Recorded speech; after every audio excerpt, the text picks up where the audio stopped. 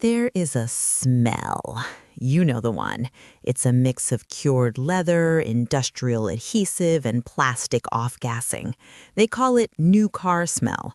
But if you ask me, it smells like something else. It smells like poverty. I know that sounds harsh. We are programmed to see a new car as the ultimate symbol of I made it. When you get the promotion, you upgrade the car. When you have the baby, you upgrade the car. When you just feel sad and want to feel powerful, you upgrade the car. You drive off the lot, and for about 3 weeks, you feel like royalty. The seats are firm, the Bluetooth connects instantly, the neighbors look over when you pull into the driveway. You think, finally, I look like the success I feel like. But then the 15th of the month comes, and $750 leaves your bank account. Then $200 for full coverage insurance. Then $60 to fill the massive tank because you bought the SUV that gets 14 miles to the gallon. Suddenly, that shiny metal box in your driveway isn't a trophy. It's a parasite. It is sitting there rusting, depreciating, and eating your financial future alive. Well, hello there. It's Karen here again. I drive a car that makes a weird noise when I turn left. My kids are embarrassed by it. My coworkers probably think I'm struggling. But here is the secret. I own the title. Nobody can take it from me. And that weird noise, that is the sound of freedom. Today, we're going to talk about the single most destructive financial habit of the middle class. It's not lattes, it's not avocado toast. It is the $40,000, $60,000, or $80,000 anchor you have chained to your neck. We are going to dismantle the car loan industrial complex. We're going to look at the terrifying math of depreciation, the predatory tricks of the dealership, and why driving a beater might just be the only way to retire before you're 90. Let's start with the basic physics of cars. Unlike almost anything else you buy with this much money, like a house or a stock, a car is a depreciating asset. That is a fancy economic term that means it is rotting. The moment, the literal second you drive a new car off the dealership lot, it loses about 10 to 20% of its value. Let's do the math on that. You sign papers for a $50,000 SUV. You get the keys, you drive across the curb onto the street. In that 10-second drive, you just lost $5,000 to $10,000. You just set $5,000 on fire. If I stood in the parking lot and burned a stack of $100 bills, you would think I was insane. You would call the police. But we do this every day because it has heated seats. By the end of the first year, that car is worth 20 to 30% less. By year 5, it is worth about 40% of what you paid for it. But here's the kicker. The loan doesn't depreciate. You still owe the bank the full amount, plus interest. This creates the gap. This is how people get upside down or underwater. You owe $40,000 on a car that is only worth $32,000. You are trapped. You cannot sell the car because if you sell it, you have to write a check to the bank for the difference. You literally have to pay money to get rid of the car. So you keep driving it. You keep making the payments and you pray you don't get in an accident because the insurance check won't cover the loan. This is the definition of a wealth trap. You are pouring your labor, your hard-earned hours at work, into a bucket with a giant hole in the bottom. And we do it because, why? Because it's shiny? Because it signals status? We need to reframe how we see cars. A car is not an investment. A car is a tool. It is a washing machine with wheels. It gets you from point A to point B. Anything you pay above the cost of safe transportation is just a vanity tax. Have you ever walked into a dealership? The salesperson is usually very nice. They offer you water, they compliment your watch, and then they ask the most dangerous question in the financial world. What do you want your monthly payment to be? Do not answer this question. If you answer this question, you have already lost. This is a magic trick. They are distracting you from the price of the car and focusing you on the payment. Let's say you tell them, I want to pay $500 a month. They smile, they go to the back room, they type on their computer, and they come back and say, good news, we got you into the luxury package, the leather seats, the sunroof, and we kept it at $500 a month. You think you won. But look at the paperwork. How did they do it? They extended the loan term. Instead of a 3-year loan or a 5-year loan, they signed you up for a 72-month or 84-month loan. That is 7 years. They lowered the payment by making you pay it for years longer. And the interest? Because the term is longer, the interest rate is usually higher. So that $40,000 car ends up costing you $65,000 by the time you pay it off in 2033. You didn't get a deal, you got fleeced. They sell you the payment because the human brain can digest monthly cash flow, $500, but it chokes on the total cost, $65,000. When you focus on the monthly payment, you stop asking, what is this car worth, and start asking, can I survive this bill this month? That is a poverty mindset. Wealthy people ask, what is the price? Broke people ask, what is the payment? I want to talk about loan terms specifically because this is a new crisis. In the old days, like 10 years ago, a standard car loan was 36 or 48 months, 3 or 4 years. If you couldn't afford the payments on a 48-month loan, you couldn't afford the car. Simple. Now, the average car loan is nearly 70 months, and 84-month loans, 7 years, are becoming normal. I've even seen 96-month loans, 8 years. Think about where you were 8 years ago. Think about how much your life has changed. Now imagine you are still paying for the same car you bought back then. A car that now has 150,000 miles on it. A car that smells like old French fries and wet dog. A car that needs a new transmission, and you are still paying $600 for it. This is a prison sentence. When you sign an 84-month loan, you are guaranteeing that you will be broke for the next decade. You are stealing money from your future self, from your kid's college fund, from your retirement, to pay for a hunk of metal that is rusting in the driveway. And the worst part? Because the car depreciates faster than you pay off the loan, you stay underwater for almost the entire 7 years. You are a slave to the vehicle. You can't trade it in without rolling over debt. You can't sell it. You are stuck. Here is the number one excuse I hear. I hear it from my friends. I hear it from my family. Karen, I need a new car because I need something reliable. I can't have my car breaking down on the way to work. It's a safety issue. It sounds logical, right? New car equals no repairs. Old car equals expensive repairs. But let's look at the math. Let's say you drive a paid-off beater. It's worth maybe $5,000. And let's say it has a bad year. The alternator dies, $400. Then the brakes need replacing, $600. Then, I don't know, the radiator blows, $800. That is a terrible year. You spent $1,800 on repairs. You are frustrated. You are annoyed. So you go buy a new car to save money on repairs. Your car payment is $700 a month. That is $8,400 a year. You just spent $8,400 to avoid spending $1,800. You paid a $6,600 reliability premium. You could have replaced the entire engine in your old car and still come out ahead. We use reliability as a shield. We use it to justify the want. We want the new car. We want the heated seats and the backup camera. But we tell ourselves we need the reliability so we don't feel guilty. Modern cars, even cars with 100,000 miles, are incredibly reliable. A Toyota or a Honda with 120,000 miles is just getting warmed up. The fear of a breakdown is costing you millions of dollars over your lifetime. Yes, millions. We'll get to that math later. Let's get psychological. Why do we care so much?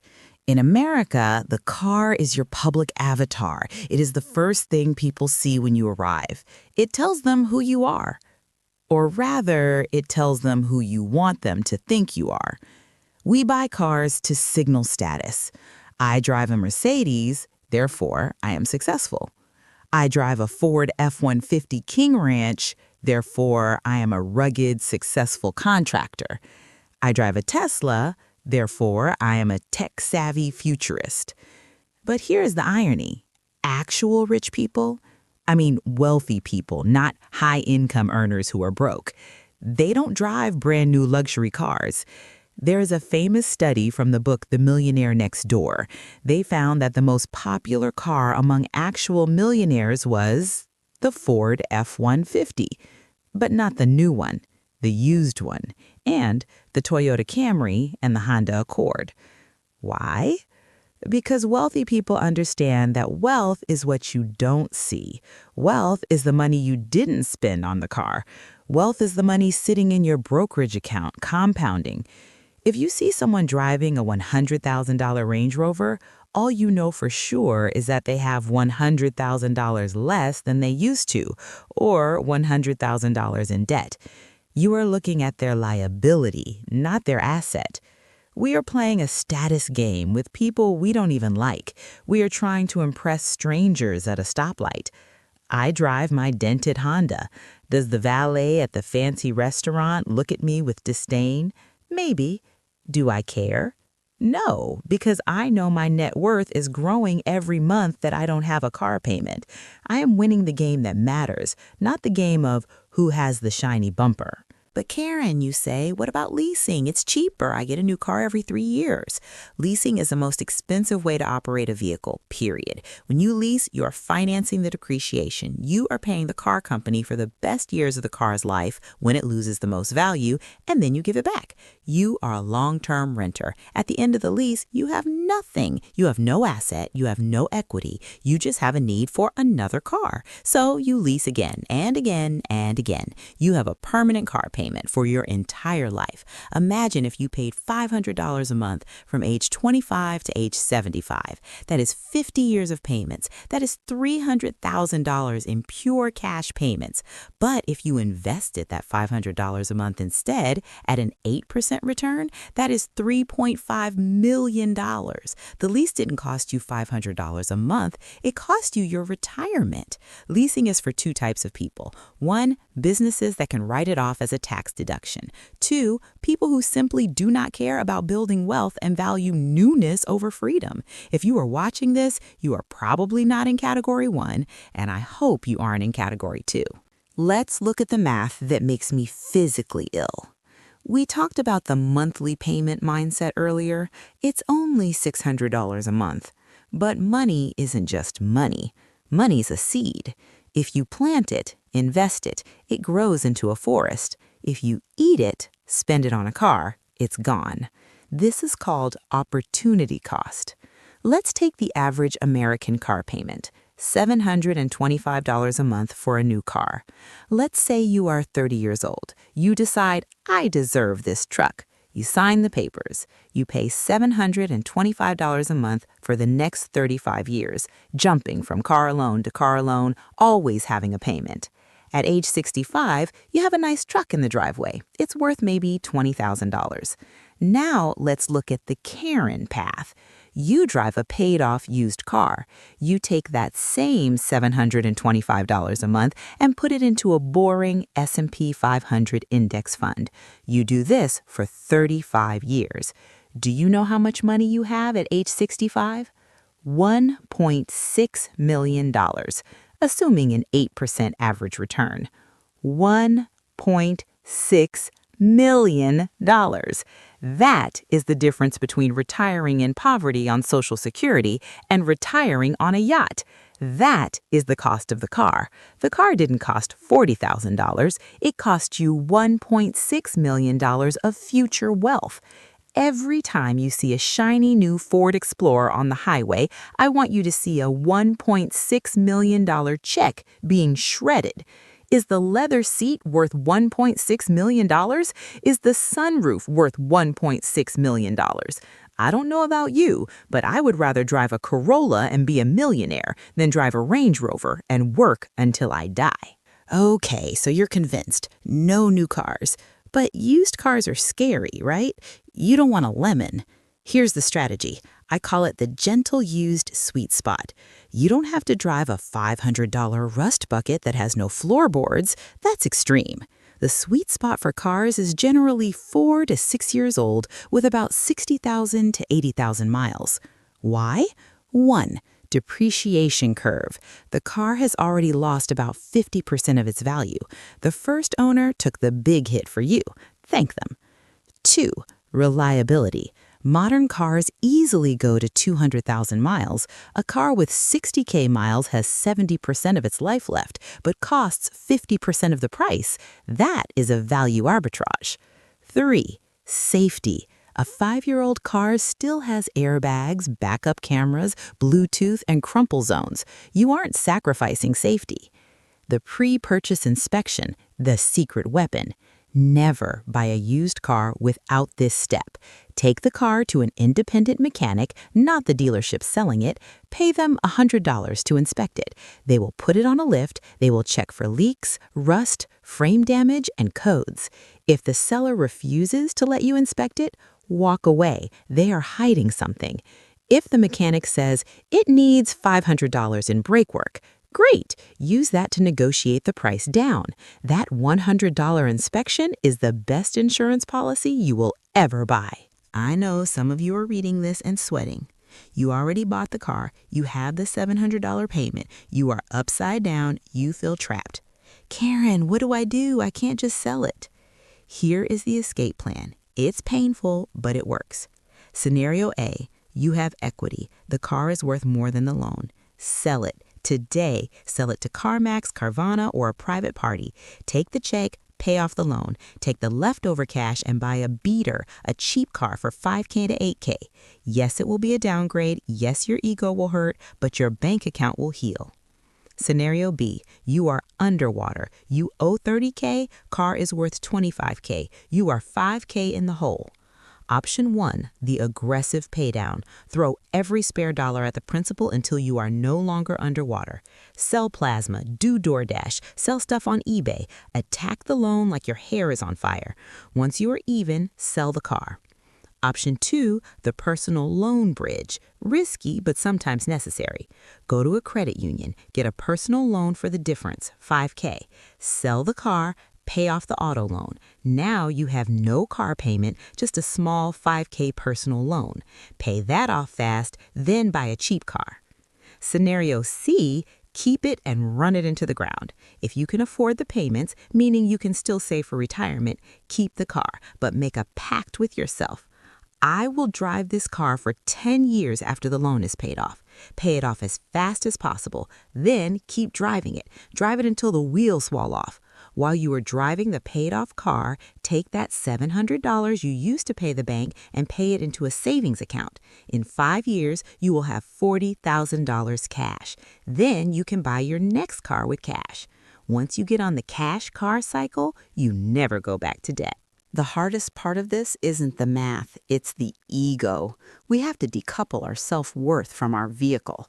When you pull up to the stoplight in your 2016 Honda Civic and the guy next to you is in the 2026 Porsche Macan, you might feel a twinge of jealousy. He's winning. I'm losing.